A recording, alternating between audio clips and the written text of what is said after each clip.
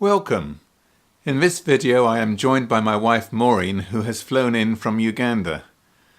We will be here together in the UK until the end of September 2008.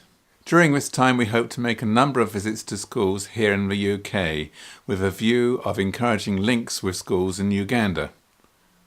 Moureen has been a school teacher in Uganda for a number of years and can tell you about some of the challenges schools are facing. There are so many schools in need of help. They have the teachers and the students, but in so many cases there are not the resources to properly equip the schools. For example, there are no textbooks for students and classrooms are overcrowded and in bad state of repair. We invite you now to view one of the schools we know close to where we live in Kamuli.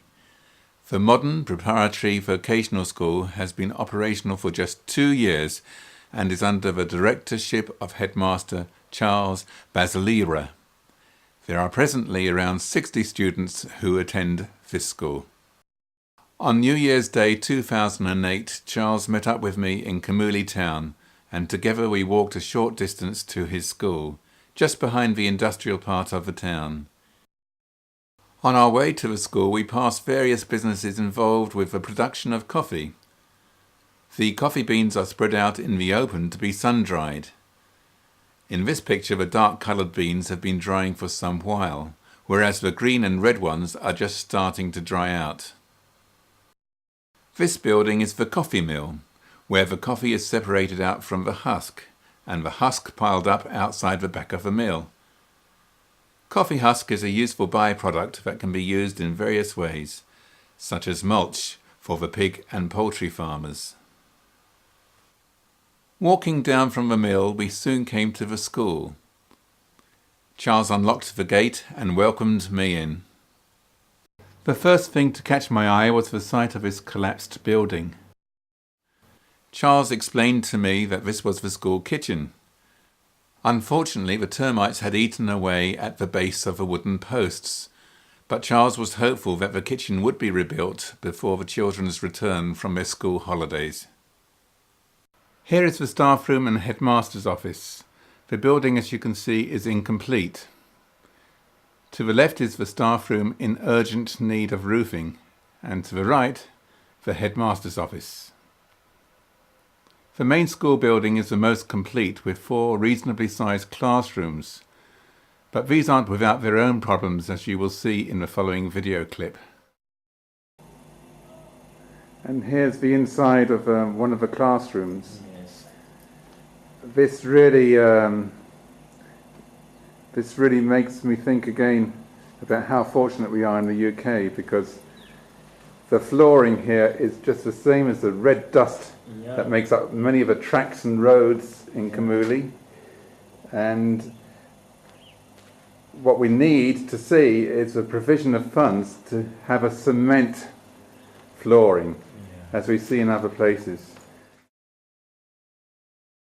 And here we are. This is the 3rd classroom I've been shown, and as you may notice there are no desks in here, and this is because we've got another problem in this. This one, yeah. This big mound here is called a termite hill. Termite hill. We were talking about how the termites eat the wood and how the kitchen, the school kitchen, has just collapsed completely because the wooden posts which were supporting the roof have just, as the termites nibble away at the base of the posts, it just collapses. Yeah. And here we have a termite hill, so this is where all the termites are, and fortunately there's no or little wood in here, but you had to remove all the desks. Yes, to keep them safe. Yeah, so we always dig it, we remove the whole thing, but by the time you come back after holidays, the thing is again back. My next visit to the school was some weeks later at the start of the new school term, when I was greeted by 2 of the school teachers. It was good to see that the kitchen was up and running again. The classrooms, however, still remain with dirt floors and the students have no textbooks. Just a few notepads and exercise books. The staff room also waits to be completed. Meanwhile, the staff meet in the open air. Not so bad on the warm, dry and sunny days, but not at all practical during the rainy season.